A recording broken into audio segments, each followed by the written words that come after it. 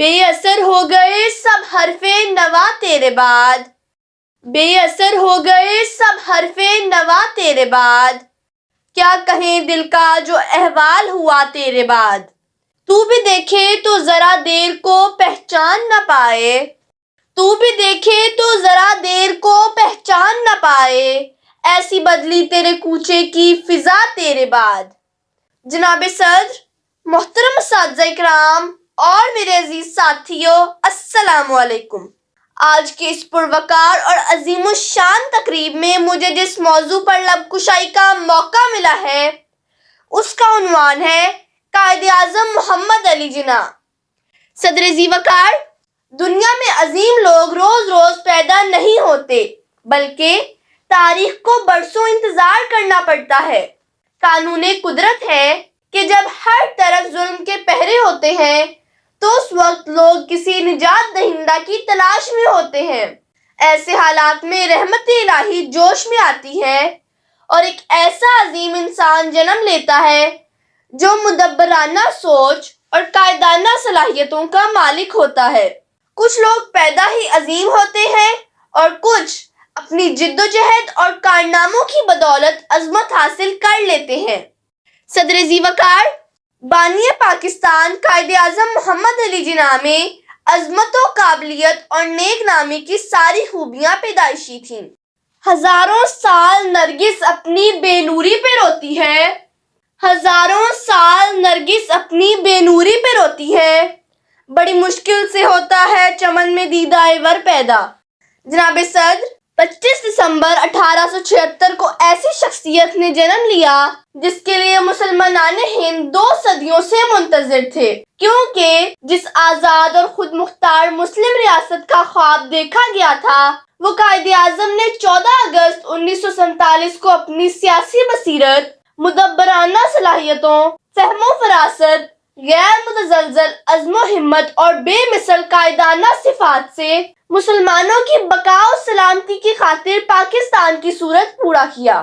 پہنچا گیا جو منزل مقصود تک، پہنچا گیا جو منزل مقصود تک، وہ میرے کارواں تھا محمد علی جناح۔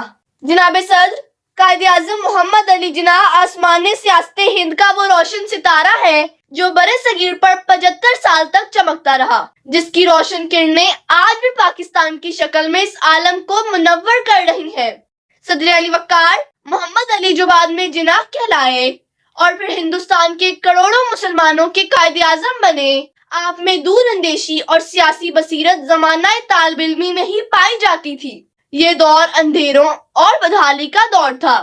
مسلمان سامراجی شکنجے میں جکڑے ہوئے تھے، آزادی کا سویرا دور دور تک نظر نہیں آ رہا تھا اور مسلمان پستی کا شکار تھے۔ خواب غفلت میں تھی ملت اور تو بیدار تھا، خواب غفلت میں تھی ملت اور تو بیدار تھا، کارواں بکھرا پڑا تھا جس کا تو سالار تھا۔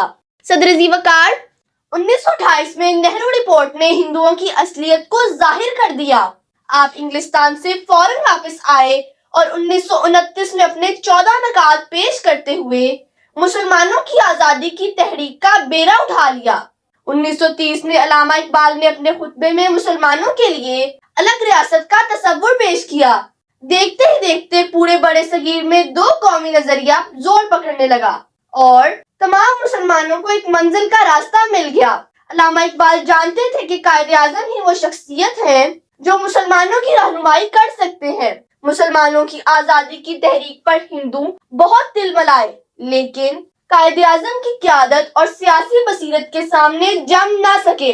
آپ کی قیادت میں مسلمانوں کو آزادی کی کرن نظر آ رہی تھی اور آزادی کی جدوجہد تیز سے تیز تر ہوتی چلی گئی۔ آپ کے مصمم ارادوں سے آزاد اور خود مختار ریاست معرض وجود میں آئی۔ نقشے بے معنی میں ایک رنگ حقیقت بھر دیا، نقشے بے معنی میں ایک رنگ حقیقت بھر دیا، اے مرد اہن تو نے ناممکن کو ممکن کر دیا۔ جناب صدر، علامہ اقبال نے پاکستان کا خواب دیکھا اور قائد اعظم نے اسے تعبیری شکل دی اور پایہ تکمیل تک پہنچایا۔ یہ تبھی ممکن ہوتا ہے جب لیڈر با اصول ہو، عظیم مقصد اور نصب العین کے لیے کسی بھی سودا بازی اور مفاہمت کو گوارا نہ کرتا ہو، دل قوم کی محبت سے لبریز ہو، قوم کی نفسیات سے باخبر ہو اور قوم کی فلاح و بہبود اس کی اولین ترجیح ہو۔ صدر ذی وقار، اس سفر ہستی پر بڑے بڑے واقعات اور حادثات دیکھے گئے، عالمگیر جنگیں دیکھیں، ایٹم بم کی تباہ کاریاں دیکھیں، ملکوں کو ٹوٹتے اور بنتے دیکھا، وقت پر کمند ڈالنے والے عظیم رہنماؤں کو دیکھا، لیکن جو بہادر، نہ ڈر اور دلیر شخصیت ہمارے لیے باعث اعزاز بنی وہ ہے قائد اعظم محمد علی جناح۔ دنیا کی تاریخ کے لب پر تیری سیاست کے چرچے ہیں، دنیا کی تاریخ کے لب پر تیری سیاست کے چرچے ہیں، تیرے تدبر کی باتیں ہیں، تیری فراست کے چرچے ہیں۔ صدر علی وقار، قائد اعظم کوئی جنگجو جرنیل نہیں تھے، قتل و غارت پر ایمان رکھنے والے رہنما نہیں تھے، آپ تو سلامتی اور امن کے علم بردار تھے، سچائی کی طاقت پر یقین رکھنے والے انسان تھے، سکون کے پیکر تھے، اور آپ نے تلوار سے نہیں قلم سے کام لیا، خون برساتی شمشیر سے نہیں بلکہ زبان کی تاثیر سے مسلمانان ہند کو ایک پرچم تلے جمع کیا، سیاست کے ایوانوں میں مسلسل جد و جہد کی اور بڑے صغیر کے مسلمانوں کو پاکستان تحفے میں دیا۔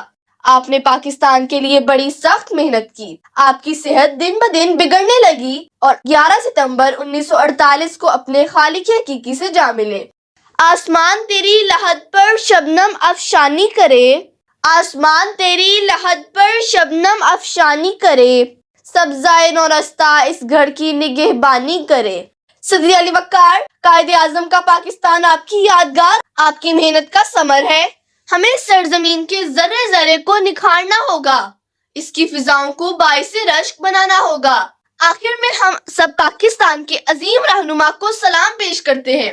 تو بے مثل ہے قائد، تو انمٹ رہے گا، تو لازوال ہے قائد، ہر کوئی یہ کہے گا، تیرا حق کا وہ سفر چلتا رہے گا، آزادی کا یہ سورج طلوع ہوتا رہے گا۔